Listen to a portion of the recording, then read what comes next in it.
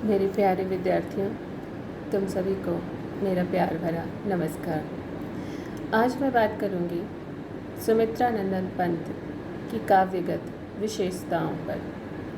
सुमित्रा नंदन पंत की कविताएं आपके पाठ्यक्रम में हैं, तो हम लोग सुमित्रा नंदन पंत की काव्यगत विशेषताओं पर कुछ बातें करते हैं। हिंदी साहित्य में छायावादी युग के 4 प्रमुख स्तंभों में से एक हैं सुमित्रा नंदन पंत। इनका जन्म कौसानी बागेश्वर नामक गांव में 20 मई 1900 ईस्वी को हुआ था। इनके जन्म के कुछ समय बाद ही इनकी मां का निधन हो गया था और इनका लालन पोषण इनकी दादी ने किया। प्रारंभ में इनका नाम गोसाई दत्त रखा गया, जिसे बाद में इन्होंने खुद बदला और अपना नाम सुमित्रा नंदन पंत रखा। अपने पिता गंगादत्त पंत की ये 8वीं संतान थे। कौसानी, जो इनका गांव था, वह प्राकृतिक सौंदर्य से युक्त था और उसका अद्भुत सौंदर्य था। पंत जी का बचपन इसी गांव में बीता था। इस गांव की प्रकृति को इन्होंने बकायदा अपनी माँ माना और जीवन पर्यंत यही मानते रहे। झरना, बर्फ, पुष्प, लता, भ्रमर, गुंजन, उषा, किरण, शीतल पवन, इन सब से उनके काव्य जो आच्छादित दिखते हैं, उनकी वजह यही है। पंत का व्यक्तित्व भी आकर्षक था। वे गोरे रंग के थे, सुंदर सौम्य मुखाकृति थी, लंबे घुंघराले बाल थे और शारीरिक रूप से भी वो बेहद खूबसूरत थे। 1910 में शिक्षा प्राप्त करने के लिए अल्मोड़ा गए। यहाँ पर इन्होंने अपना नाम गोसाई दत्त से बदलकर सुमित्रा नंदन पंत रख लिया। 1918 में वह काशी गए और क्वींस कॉलेज में पढ़ने लगे। बाद में इलाहाबाद में भी पढ़े। 1921 में असहयोग आंदोलन के दौरान महात्मा गांधी के भारतीयों से अंग्रेजी विद्यालयों, महाविद्यालयों, न्यायालयों एवं अन्य सरकारी कार्यालयों का बहिष्कार करने के आह्वान पर इन्होंने महाविद्यालय छोड़ दिया और घर पर ही हिंदी, संस्कृत, बांग्ला और अंग्रेजी भाषा के साहित्य का अध्ययन करने लगे। इलाहाबाद में इनकी काव्य चेतना का विकास हुआ। कुछ वर्षों के बाद घोर आर्थिक संकट इनके सामने आया। कर्ज से जूझते हुए पिता का निधन हो गया और जमीन, घर सब बेचना पड़ा। इन परिस्थितियों में वह मार्क्सवाद की ओर उन्मुख हुए।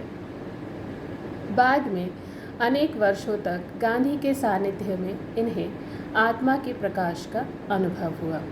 1938 में प्रगतिशील मासिक पत्रिका रूपाव का इन्होंने संपादन किया। अरविंद आश्रम की यात्रा से आध्यात्मिक चेतना का पंत जी में विकास हुआ। 1950 से 1957 तक आकाशवाणी में परामर्शदाता के रूप में इन्होंने कार्य किया। 1958 से युगवाणी से वाणी काव्य संग्रह की प्रतिनिधि कविताओं का संकलन चिदम्बरा प्रकाशित हुआ। इस कृति पर 1968 में भारतीय ज्ञानपीठ पुरस्कार उन्हें प्राप्त हुआ। 1960 में कला और बूढ़ा चांद काव्य संग्रह के लिए साहित्य अकादमी पुरस्कार इन्हें मिला। 1961 में पद्म भूषण की उपाधि से भी विभूषित हुए। 1964 में विशाल महाकाव्य लोकायतन का प्रकाशन हुआ। कालांतर में इनके अनेक काव्य संग्रह प्रकाशित हुए और ये जीवन पर्यंत रचनारत रहे। प्रकृति के अद्भुत चितेरे सुमित्रा नंदन पंत की मृत्यु 28 दिसंबर 1977 को दिल के दौरे से हुई थी। इनकी मृत्यु पर डॉक्टर हरिवंश राय बच्चन ने कहा था, सुमित्रा नंदन पंत की मृत्यु से छायावाद के एक युग का अंत हो गया है। प्रकृति के सुकुमार कवि पंत जी के काव्य का विकास 4 चरणों में हुआ है। प्रथम चरण में ये छायावादी हैं, दूसरे में समाजवादी आदर्शों से प्रेरित प्रगतिवादी हैं, तीसरे में अरविंद दर्शन से प्रभावित आध्यात्मिक हैं, चौथे दर्शन में नव मानवतावादी हैं।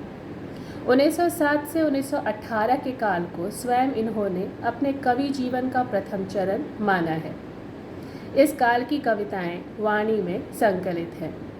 पंत जी की प्रमुख रचनाएं देखें अगर तो छायावादी रचनाओं में उच्छ्वास, पल्लव, वीणा, ग्रंथि, गुंजन और प्रगतिवादी रचनाओं में ग्राम्या, युगांत, युगवाणी, अरविंद दर्शन से प्रभावित काव्यों में स्वर्ण काव्य, स्वर्ण किरण, स्वर्णधूलि, उत्तरा, कला और बूढ़ा चांद, वाणी। नव मानवतावादी रचनाओं को देखें तो लोकायतन, सत्यकाम, मुक्ति यज्ञ, तारापथ। काव्य नाटकों को देखें तो रजत शिखर, शिल्पी, सौवर्ण, अतिमा, पतझड़, अवगुंठित, ज्योत्सना, मेघनाद वध और चुनी हुई रचनाओं के कुछ संग्रह हैं युगपथ, चिदंबरा, पल्लविनी, स्वच्छंद।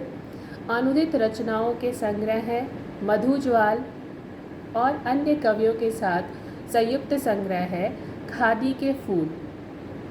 यह हरिवंश राय बच्चन जी के साथ संयुक्त संग्रह है।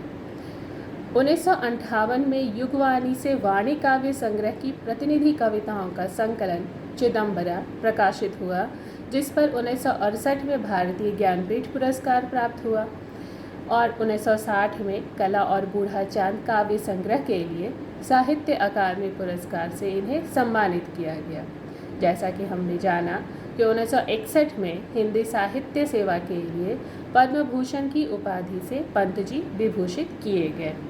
सुमित्रा नंदन पंत के नाम पर कौसानी में उनके पुराने घर को, जिसमें वह बचपन में रहा करते थे, सुमित्रा नंदन पंत वीथिका के नाम से संग्रहालय के रूप में परिवर्तित कर दिया गया है। इस जगह पर उनके व्यक्तिगत प्रयोग की वस्तुओं को वहाँ पर रखा गया है। एक पुस्तकालय भी है जिनमें उनकी व्यक्तिगत तथा उनसे संबंधित पुस्तकों का संग्रह किया गया है। पंत से जुड़े कुछ तथ्य हैं जो बहुत कम लोग जानते हैं। एक है कि भारत में जब टेलीविज़न प्रसारण शुरू हुआ तो उसका भारतीय नामकरण दूरदर्शन पंत जी ने किया था, और दूसरा कि सदी के महानायक अमिताभ बच्चन का नामकरण भी सुमित्रा नंदन पंत ने किया था। पंत जी की कविताएं छायावादी थी, लेकिन विचार मार्क्सवादी और प्रगतिशील थे। इनका संपूर्ण साहित्य सत्यम, शिवम, सुंदरम के आदर्शों से प्रभावित था, जो समय के साथ बदलता रहा। जहाँ धीरे धीरे वह प्रारंभिक कविताओं में जहाँ प्रकृति और सौंदर्य का चित्रण कर रहे थे, तो दूसरे चरण में वह छायावाद की सूक्ष्म कल्पनाओं और कोमल भावनाओं का चित्रण करने लगे। अंतिम चरण की कविताओं में प्रगतिवाद और विचारशीलता झलकने लगी। बाद की कविताओं में अरविंद दर्शन दिखने लगा, मानव कल्याण की भावनाएं दिखने लगीं। इस तरह से पंत जी परंपरावादी आलोचकों और प्रगतिवादी प्रयोगवादी आलोचकों के सामने कभी भी झुके नहीं। इन्होंने कविताओं में पूर्व मान्यताओं को नकार दिया और अपने ऊपर लगने वाले आरोपों को नम्र अवज्ञा कविता के माध्यम से खारिज किया। ये कहते थे, गा कोकिला संदेश सनातन, मानव का परिचय मानवपन। छायावादी कविता तत्कालीन राष्ट्रीय आंदोलन की काव्यात्मक अभिव्यक्ति भी है, जिसे पंत जी ने स्वीकार किया है। परंतु पंत में राष्ट्रीयता का वह मुखर रूप नहीं मिलता जो प्रसाद तथा निराला में मिलता है। पंत में राष्ट्रीय भावना दूसरे रूप में व्यक्त हुई है। भारत माता कविता में पंत भारत राष्ट्र की दयनीय स्थिति पर गहरी चिंता व्यक्त करते हैं, जिसमें उनकी राष्ट्रीय भावना व्यक्त हुई है। ये भारत को विकास की धारा से जोड़कर उसको वैश्विक परिप्रेक्ष्य देना चाहते थे। वे भारत को उस तरह देखना चाहते थे जिस तरह उसका गौरवशाली अतीत रहा था और ध्वस्त हो चुका था। वह कहते हैं, 30 कोटि संतान नग्न तन, अर्ध क्षुधित शोषित निरस्त्र जन, मूढ़ असभ्य अशिक्षित निर्धन, नतमस्तक तरुतल निवासिनी। पंत ने भारत गीत कविता में भारत के भूगोल का परिचय देते हुए उसकी प्रशस्ति गाई है, तो प्रकृति चित्रण करते हुए कहा है, छोड़ ध्रुवों की शीतल छाया, तोड़ प्रकृति से भी माया, बाले तेरे बाल जाल में कैसे उलझा दूँ मैं लोचन। उनकी वह स्वीकार करते हैं कि कविता लिखने की प्रेरणा मुझे प्रकृति से मिली, जो कि उनके जन्म प्रदेश के सौंदर्य की देन है। अपनी नारी भावना को भी उन्होंने अपने काव्य में भरपूर उभारा है। वह नारी के साहचर्य को संग में पावन गंगा स्नान कहकर उसके सौंदर्य के साथ साथ उसे पवित्रता भी प्रदान करते हैं। वह कहते हैं कि तुम देवी हो, माँ हो, सहचरी हो, प्राण हो। तुम ही हो अस्पृहा, अश्रु और हास, सृष्टि के उर की सांस। तुम्हारी सेवा में अनजान, हृदय है मेरा अंतर्धान। देवी, माँ, सहचरी, प्राण।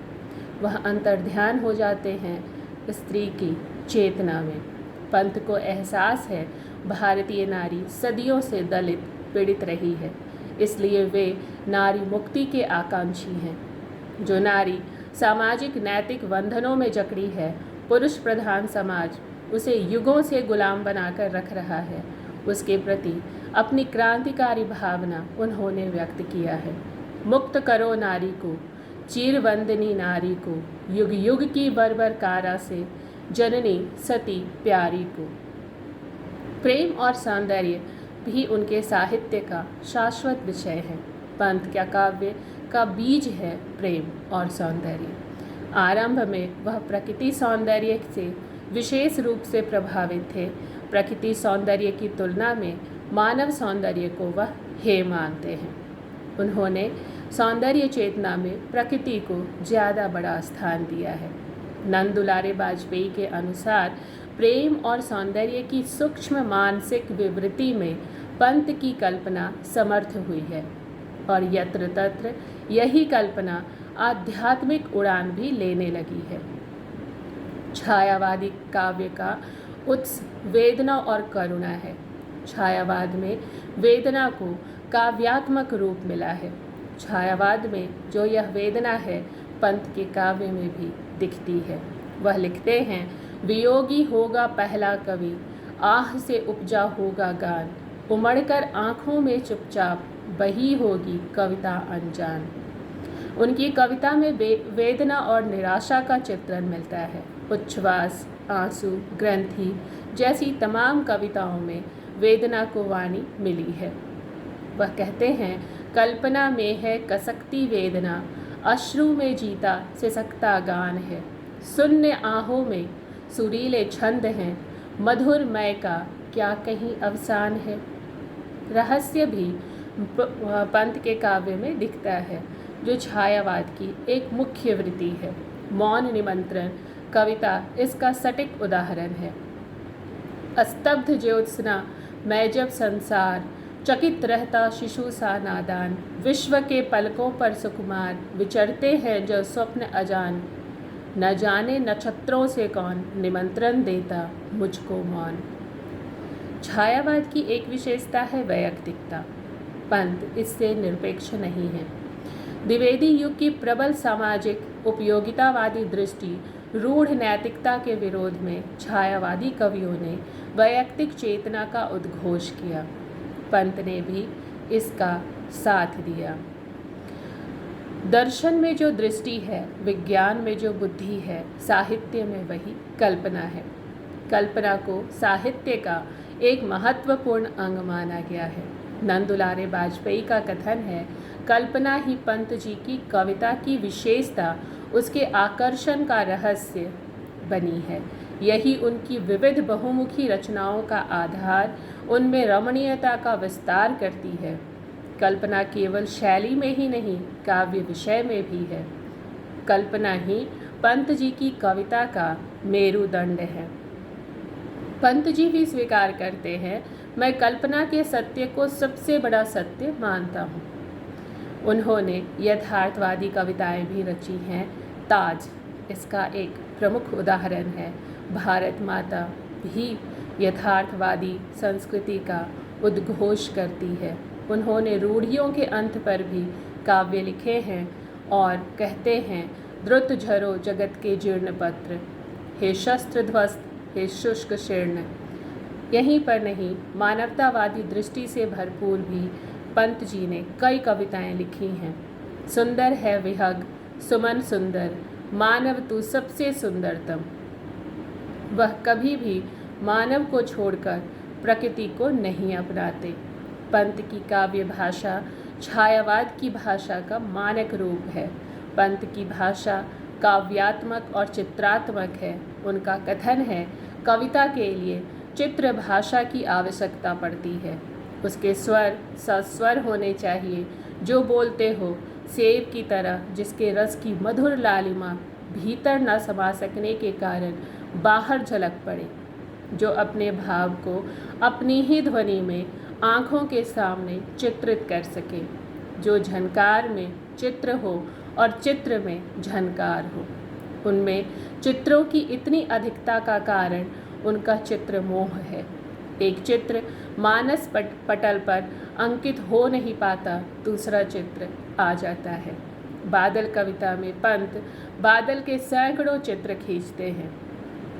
हम सागर के धवल हास्य हैं, जल के धूप, गगन की धूल, अनिल फेन, उषा के पल्लव, वारी वसन, वसुधा के मूल। सुमित्रानंदन पंत की इन्हीं विशेषताओं को हमें जानना चाहिए, तभी हम उनके काव्य को वास्तविक रूप में समझ पाएंगे। धन्यवाद मेरे प्यारे विद्यार्थियों।